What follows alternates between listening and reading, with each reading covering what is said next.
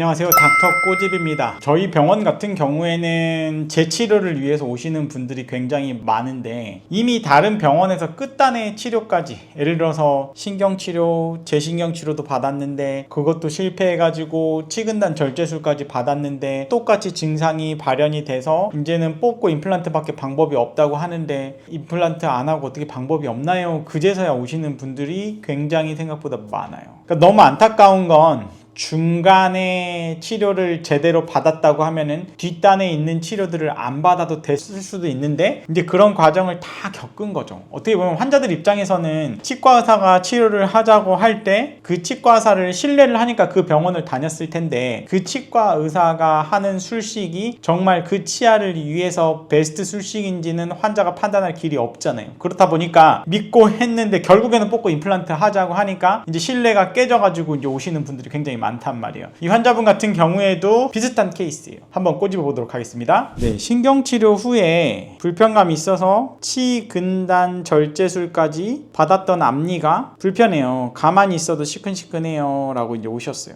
신경치료도 실패했고 치근단 절제술도 실패했어요. 임플란트밖에 발치하는 것밖에는 방법이 없는 거네요. 근데 이제 실제 케이스를 한번 볼게요. 저는 개인적으로 최대한 살리는 거를 좋아하는 편이라서 이런 끝단의 치료까지 받고도 많은 분들이 오고 계세요. 이제 이 치아가 불편감이 있는 치아인데 이 파노라마 엑스레이는 앞니를 판단하기에 별로 좋은 엑스레이는 아니라서 이제 제가 조그만 엑스레이를 보고 판단을 좀 해볼게요. 여기 보면은 이미 크라운이 되어 있는데 신경치료가 되어 있어요. 신경치료. 근데 신경치료가 뭔가가 꽉 틀어 막혀 있어야 되는데 이런데 빈 공간이 많죠. 빈틈이 많으면 절대 신경치료가 제대로 된 거라고 볼 수가 없어요. 제가 제대로 신경치료를 받는 게 굉장히 중요하다고 말씀을 드렸죠. 원칙적인 신경치료를 잘 하는 곳에 가서 신경치료를 잘 받았다고 하면은 제 생각에는 치근단 절제술을 안 해도 될 수 있었다는 거죠. 그게 좀 중간에 놓쳤다는 거예요. 근데 어쨌든 이 환자분은 아프다고 하니까 치근단 절제술을 받았는데 치근단 절제술도 제대로 안 받았어요. 들어가서 염증 긁어내고 뿌리 끝을 잘라내고 나온 거예요. 치아 뿌리 끝을 절제했다. 잘라냈으니까 치근단 절제술은 맞아요. 그 분이 치근단 절제술하고 아마 비용도 받고 신경치료하고 비용도 받았을 거예요. 근데 이게 과연 제대로 된 치료냐는 거죠. 그게 안 됐잖아요. 그래서 일단 제가 말씀을 드리는 건 일단 이 내부가 엄청 지저분할 겁니다. 이 내부를 일단 깨끗이 청소를 해보고요. 제가 이걸 일단 뜯어볼게요. 일단 뜯어서 내부 치료, 재치료, 내부 청소를 먼저 해보겠습니다. 근데 그 과정에서 치아가 금이 간 크랙이 발견이 되면 그때는 망설임 없이 임플란트 가시고 그렇지 않으면 제가 한번 살리는 과정을 해보겠습니다. 라고 해서 뜯었는데 뭔가 금속으로 된 기둥도 박혀있네요. 금속 기둥이 박혀있으니까 재신경치료는 안 되니까 발치하자? 아니라고 말씀드렸죠. 금속 기둥도 제거를 잘 하면 돼요.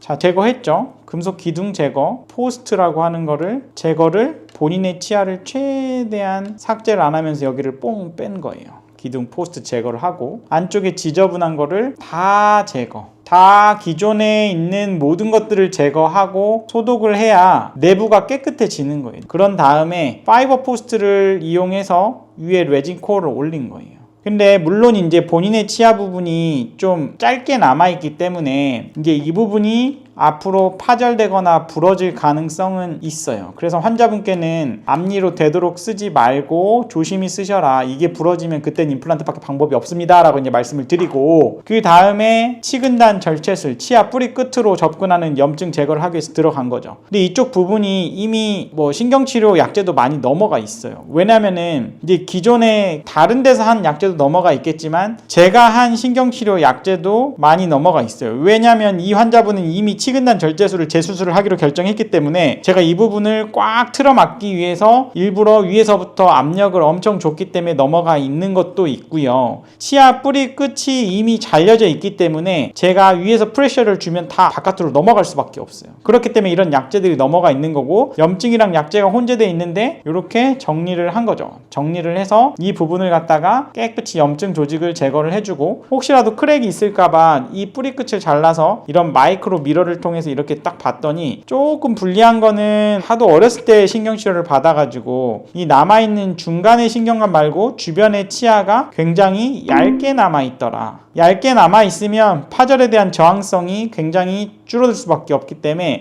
치아 뿌리도 크랙이나 파절이 되거나 그런 것들에 대한 앞으로의 문제가 있을 가능성은 있다. 환자분께 마찬가지로 설명드리고 크랙 라인 없었기 때문에 제가 일단 살리겠습니다 라고 하고 뒤에를 구멍을 파서 자르고만 안 나왔죠. MTA라는 걸로 뒤에서 구멍을 파가지고 메운 거예요. 이 하얀색 재료가 MTA라는 재료예요. 그러고 난 다음에 이 부분을 그냥 내버려 둘까 하다가 그냥 뼈 이식까지 해서, 왜냐면 이분은 정말 이 치아의 실패가 더 이상 있지 않았으면 좋겠다는 마음이었거든요. 그래서 제가 뼈 이식 까지 해서 뼈가 안 생겨서 문제가 되는 상황을 없애겠습니다 하고 이제 뼈 이식을 한 거예요. 그러고 난 다음에 이제 수술 끝나고 실밥 빼고 요렇게 최종 보철까지 간 거죠. 자, 이 보철물도 잘 보세요. 보철물이 심미적이냐 잘 됐느냐를 판단하는 거는 티 안 나야 된다 그랬죠. 티 안 나게 옆에 있는 치아랑 똑같이 색깔을 맞추는 게 생각보다 어렵거든요. 새로 한 보철물은 어떻죠? 어떤 게 크라운이죠? 이거를 모를 정도로 색깔을, 쉐이드를, 여기에 투명도를 부여를 하고 굉장히 자연스럽게 잘 된 거고, 물론 이제 이 부분에 상처가 좀 있는데 그거는 이제 수술 후에 상처기 때문에 이 부분은 한 6개월 팔로우 오면은 좀 더 자연스러워져 있을 거고, 치료 전에 이렇게 틈이 있고 지저분하게 염증이 있었던 게 이렇게 신경치료 후에 일부러 제가 여기를 꽉 틀어 막아버렸기 때문에 여기에 재료가 넘어가 있지만 치근단 재수술을 하기로 계획이 되어 있었기 때문에 이 부분을 잘라내고, 이 부분을 뭐 뿌리 끝이 이미 잘려져 있기 때문에 뿌리 끝을 더 추가로 자르진 않았고 여기까지 잘라야 되잖아요. 그러면 뿌리가 너무 짧아지기 때문에 자르지 않고 다듬어 준 상태에서 여기를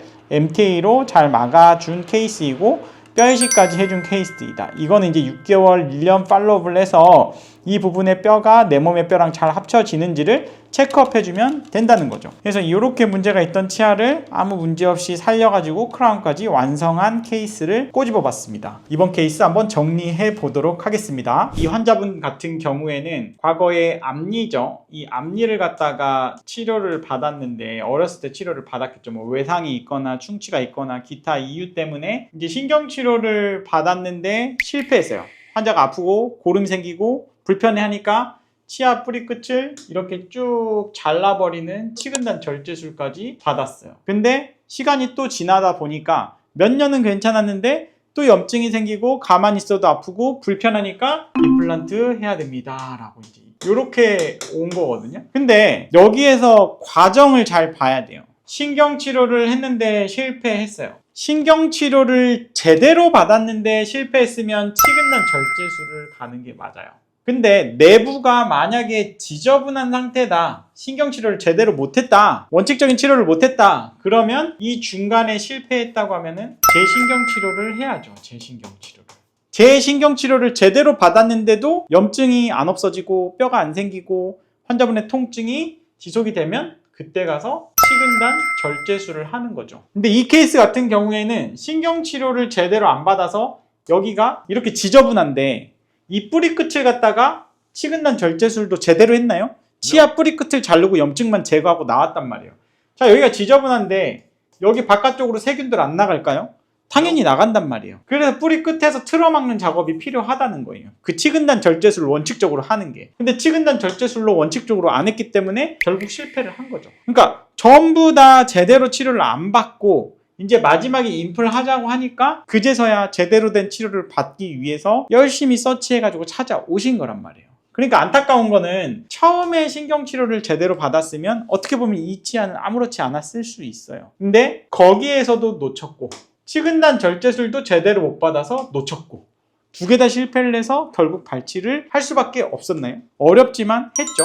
어떻게 했죠? 이럴수록 돌아가야 돼요. 원칙적으로. 안에 청소부터 제대로 신경치료를 먼저 하고 바깥쪽의 염증도 치근단 절제술도 제대로 치료를 한 거죠. 그러니까 중요한 거는 본인들이 치료가 실패를 했을 때 잘 생각을 해야 돼요. 실패를 했을 때 돌아봐서 앞단의 치료가 제대로 안 돼서 실패를 한 건지 아니면 앞단의 치료가 제대로 됐는데 실패를 한 건지를 잘 판단을 해야 돼요.